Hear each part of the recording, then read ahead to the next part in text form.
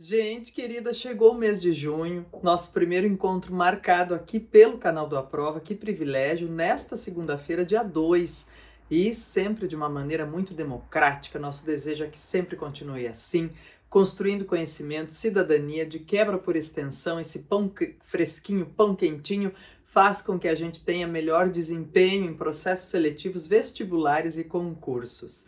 E a ideia é que a gente siga juntos. Então, se você ainda não se inscreveu e ativou as notificações, faça isso. Se ainda não passou para frente essa conversa que a gente faz aqui para começar ou para incrementar uma conversa com alguém, faça isso também, porque a ideia é manter essa rotina, gente, que nos propomos aqui todas as semanas e que já nos propusemos no começo deste ano, quando dissemos assim: que tal neste 2025, nós cuidarmos para que o nosso tempo de tela seja mais produtivo, seja destinado, nossa energia, nosso tempo sejam destinados a consumir e a entender melhor os conteúdos produzidos por aqui? Olha, importantíssimo isso para todos nós, né? E eu quero te convidar, claro, para a gente seguir juntos, já fazer o nosso sumário das abordagens desta semana, que não são poucas, mas assim, ó, são singulares, para que você possa, de fato, ter uma análise intertextual, fidedigna, cuidadosa e propositiva. Nada de crítica vazia, nada de por fora bela viola, por dentro pão bolorento, vamos falar disso hoje também, mas com muitas questões relacionadas a conteúdo. Então vamos juntos, olha só. Primeiro, gente, vamos falar um pouquinho de população e uma ferramenta que eu estou deixando no link aqui para você, que é feita com base nos dados da ONU sobre população, e vamos falar também sobre a variabilidade genética da população brasileira. Então, em termos populacionais, temos números e questões aí para tratar. Depois, vamos falar também, gente, eu disse, ó, hoje é 2 de junho, não tem problema se você não está assistindo hoje, é democrático, é perene essa conversa aqui, sempre assim, mas no dia 31/5 é dia instituído pela OMS, Organização Mundial da Saúde, como Dia Mundial de Combate ao Tabagismo. Vamos falar um pouquinho sobre esse tema também necessário na contemporaneidade. Vamos falar de um projeto de lei aprovado no Senado sobre publicidade das bets. Pois é, a gente tem sido recorrente nesse tema por aqui, né? Porque as novidades, gente, estão sempre aparecendo. Então vamos acompanhando e discutindo.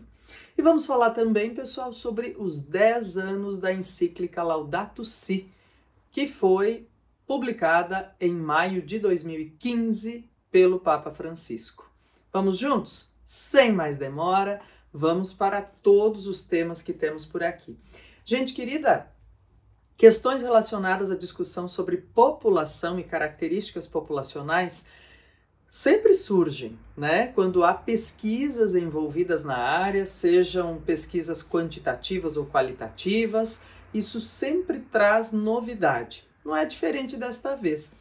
E não só relacionado ao censo do IBGE de 2022, mas olha só, como eu disse, tudo que a gente aborda aqui tem link para você se aprofundar, buscar mais informações, que fica disponível aí logo no descritivo do vídeo. Agora, em relação a essa ferramenta, gente, que foi feita com base em dados populacionais da ONU, o que acontece? Eu posso colocar nessa ferramenta a minha data de nascimento, o local de nascimento, e ela dá uma projeção, pensando no índice de desenvolvimento humano, entre outros fatores, ela dá uma projeção de qual é a minha expectativa de vida, por exemplo. E eu posso brincar e colocar como se eu tivesse nascido em outros lugares. Então é uma ferramenta, gente, desenvolvida com base em inteligência artificial e que nos ajuda a entender a diferença que faz para as pessoas, não só no quantitativo, né, mas nas questões individuais, ter nascido em um lugar ou outro do mundo, de acordo com as projeções, pensando em índice de desenvolvimento humano. Acesso à saúde, educação, alimentação de qualidade, enfim, qualidade de vida de maneira geral. E junto com essa ferramenta. São duas notícias diferentes, mas eu quero aproveitar para associá-las aqui contigo. A gente tem uma divulgação de pesquisa importantíssima sobre a primeira sequenciação completa em larga escala no Brasil do DNA da população brasileira. Gente querida, olha só, há 103 anos ficou marcado com a Semana de Arte Moderna, em 1922, o surgimento de um movimento no Brasil, que é o movimento modernista, que conseguiu, vamos dizer assim, caracterizar, dar a ideia de identidade nacional, descrevendo, pintando e fazendo e trazendo à luz pesquisas, textos, ideias sobre o povo brasileiro. Então é o primeiro movimento que consegue caracterizar de maneira mais concreta essa população. E estou fazendo essa relação, pessoal, porque, de repente, o que aparece em 1933, estou deixando o link aí para você também, é um quadro chamado Operários, da Tarsila do Amaral, que simboliza muito do que temos aqui nessa história do século XX do Brasil, que é essa ideia de industrialização tardia pela qual passou o país. Então a gente tem uma fábrica ao fundo da tela e na frente a gente tem muitas pessoas diferentes umas das outras, caracterizando a miscigenação brasileira, tão evidente já no século XX. E aí, hoje nós temos, com o poder do desenvolvimento da ciência, mais um passo nessa ideia de construção da identidade nacional, gente, que é essa sequenciação de DNA que mostrou que nós temos a maior variabilidade genética já sequenciada do planeta. Diz, Cleusa, para que se faz esse tipo de pesquisa? Gente, isso pode nos apontar, inclusive, alguns entrecruzamentos que têm a ver com a previsibilidade de problemas de saúde ou de questões variadas em relação a que tipo de medicamento, tratamento, tudo isso pode melhorar em qualidade de vida. Isso pode culminar no acesso a melhor qualidade de vida. Então é importante a gente observar essas coisas, vejam o entrelaçamento que conseguimos fazer com a arte moderna do início do século XX. Importante falar de identidade nacional, né? Gente, 31 de maio, desde 1987, foi instituído pela Organização Mundial da Saúde como Dia de Combate ao Tabagismo, Dia Mundial. E neste ano, mais fortemente se voltou esse combate ao tabagismo para o combate ao uso de vapes, sim, os cigarros eletrônicos e todas as suas configurações. Por quê? Porque é um tipo de consumo de cigarro que está atingindo muito adolescentes e adultos jovens. Não é a primeira vez que nós falamos disso por aqui, né? Porque, de fato, é um problema, é uma situação, é uma moléstia, é uma chaga social, gente. E nós precisamos ter ideia disso, né? Não dá para ficar alheio a isso em relação a esse consumo excessivo e crescente entre os nossos jovens. E eu brinquei até no começo de nada de por fora bela viola e por dentro pão bolorento, porque a campanha, gente, da OMS este ano contra esse consumo de vapes é justamente bonito por fora, tóxico por dentro. E é uma campanha que o Ministério da Saúde abraça aqui no Brasil também, né? E vem com o slogan, com a ideia de desmascarando a indústria do tabaco. Porque nós temos, em âmbito global, gente, hoje, 70% dos consumidores dos chamados vapes ou cigarros eletrônicos têm entre 15 e 24 anos. E eu disse que não é a primeira vez que eu falo disso por aqui, porque nós já tratamos da visibilidade que muitos oncologistas, inclusive, têm dado a problemas pulmonares que antes aconteciam ou acometiam apenas pessoas idosas e que agora estão acometendo pessoas muito mais jovens, antes dos 40 anos, por conta do consumo de vapes e cigarros eletrônicos. Eles têm muito mais substâncias tóxicas, gente, muito mais nicotina, causam muito mais dependência do que o cigarro comum, que já é nocivo, bastante nocivo. Então, vejam, aí diz, o que tem que fazer, né, Cleusa, em relação a isso? Gente, política pública, conscientização, tem que ter a tal da solidariedade intergeracional que eu sempre chamo atenção aqui. A gente tem que ter coragem, paciência, cuidado, perseverança para evitar que os adolescentes jovens, que os adultos jovens consumam esse tipo de droga. Ele é proibido pela Anvisa aqui no país. Em alguns países do mundo ele é liberado, tem venda liberada e o consumo também gera esses problemas de saúde. Então, gente, não é um problema só nosso, é um problema mundial. E nós não podemos fechar os olhos para isso, ainda mais numa data tão significativa quanto o 31 de maio, que já é instituído pela OMS como Dia Mundial de Combate ao Tabagismo. Então, é um olhar cuidadoso que precisamos ter no médio e longo prazo, com política pública, muita coragem e paciência. Também política pública, coragem e paciência, gente, caminha para cá, caminha para lá e é importante essa caminhada ser cuidadosa. No que estou falando? Olha, estou tratando aqui das bets, gente, ou das campanhas aí que têm sido feitas por muita gente para que as pessoas tomem cuidado. E quando a gente fala em vício, gente, em cigarro eletrônico, o vício em jogos também é uma epidemia. E é um problema seríssimo porque não existe isso. Isso é conversa furada. Dizer, eu paro quando eu quiser, só mais uma jogadinha. Gente, vício é vício e tem que ser tratado como tal. O Senado acabou de aprovar na semana passada um projeto de lei que agora caminha, vai para a Câmara dos Deputados e tem todo o processo aí para entrar em vigor. Mas é um projeto que, entre outras situações, prevê vamos dizer assim, gente, a redução da publicidade das bets.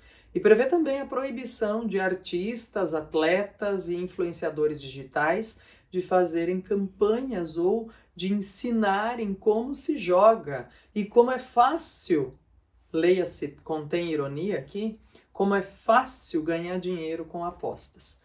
Gente querida, tem números significativos mostrando que é 4 vezes maior o número ou a quantidade de dinheiro apostado em 2023 e 2024 do que a quantidade retirada, recebida. Pessoal, e isso é dinheiro suado do dia a dia das pessoas simples, comuns. Por isso precisa ter esse cuidado, precisa instruir, precisa conscientizar, precisa educar, precisa dizer. É um slogan importantíssimo. Gente, não tem dinheiro fácil. Não tem, né? Não tem como. Então, cuidado com isso. Segundo ponto, e cuidado com isso também não é só assim falando dos outros, é falando aqui um para um, né? Vamos nos cuidar, gente, não vamos cair em falsas expectativas, em golpes, principalmente tendo esse cuidado da ideia de desenvolver uma boa inteligência coletiva e da ideia de a gente fazer aqui um serviço que é de utilidade pública. Que bom que a gente pode, vamos fazer.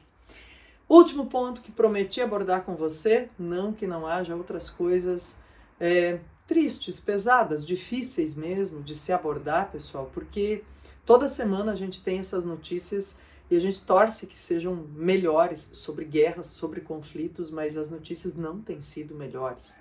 Notícia, por exemplo, da fome em Gaza, da tristeza que é crianças, mulheres, idosos. Gente, é um processo de desumanização e que tem visibilidade no mundo todo e é um processo que tem acontecido na Ucrânia também e nós estamos aí, patinando, eu diria, nessa ideia de uma convergência que precisava ser feita com celeridade e não tem sido feita, né? Então, claro, o que aprendemos, estou lembrando agora aqui, pensando na Semana de Arte Moderna também, nos modernistas dos anos 20, né, gente? Era a era do jazz norte-americano também.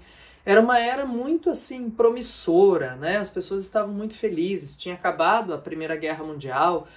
Tinha muita agitação boa de processo criativo, de ideias mesmo esperançosas no ar.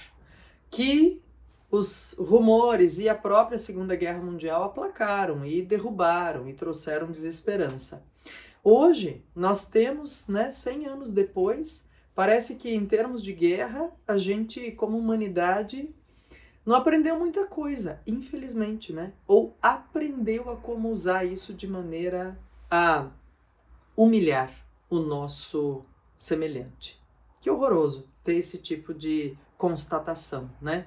É muito triste mesmo.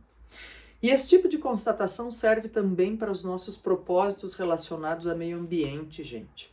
Quero aproveitar então e falar com você um pouquinho aqui, ó. Sempre bom lembrar que faz 10 anos, ou completaram-se 10 anos aí no final agora de maio, da publicação da encíclica Laudato Si, do Papa Francisco, que é uma encíclica ambiental.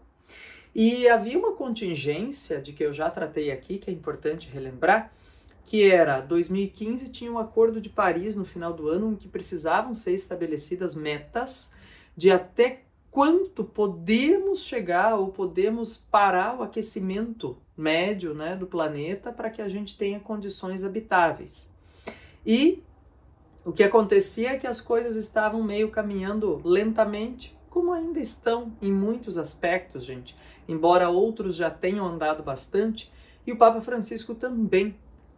Então resolveu que era hora de participar, de se posicionar. Ele teve uma presença marcante no que foi a COP21 também, né, que era realizada naquele momento. E uma das reflexões mais importantes, gente, e que são essenciais a partir da encíclica Laudato Si, é esta aqui, ó, que diz assim, que a crise ambiental ou ecológica não exige de nós apenas mudar nossos hábitos de consumo e produção. Ela exige da gente alterar a forma de pensar e viver. Não é fácil, pessoal. Não é fácil a gente se educar para colocar o lixo no lugar certo, para produzir menos lixo, para desperdiçar menos, para consumir menos. Não é fácil fazer isso quando tudo parece que contribui para que a gente consuma mais. E que a gente não mude essa maneira de pensar, né? Então, é difícil porque o apelo parece sempre menos marcante, vamos dizer assim, né? No entanto, gente, esse apelo precisa ser insistente, perseverante, cuidadoso, generoso, e a gente precisa mesmo cuidar daquilo que nos cuida, que é sentir que nós fazemos parte do meio ambiente, nós somos o meio ambiente, né? Então não é só melhorar nossos aspectos relacionados a consumo e produção, falando lá no link de industrialização tardia aqui no Brasil, por exemplo, né, do início do século XX.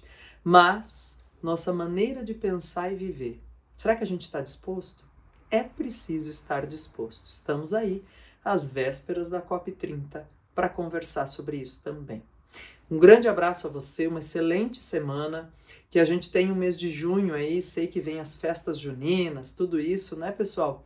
E que a gente tenha um mês de junho, de fato, que seja bonito por fora e por dentro da gente mesmo. Tchau, tchau.